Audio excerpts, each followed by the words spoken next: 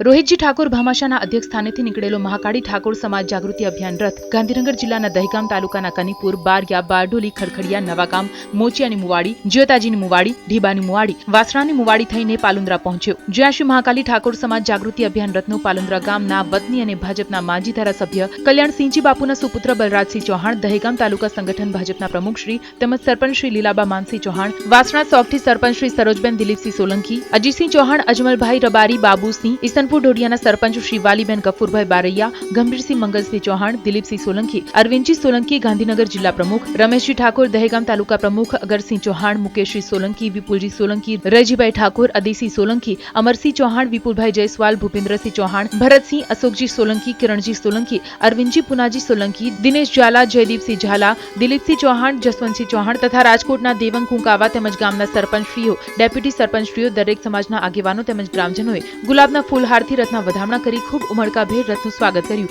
અને ભવ્ય ડાયરાનો કાર્યક્રમ યોજાયો। સૌરાષ્ટ્રમાં પણ આવી રીતે રથ આવશે તો અમે તાલુકે જિલ્લે સૌરાષ્ટ્રમાં પણ આ રથને વધાવશું। કાળી માના આશીર્વાદ, બોલ શ્રી મહાકાળી માત કી જય।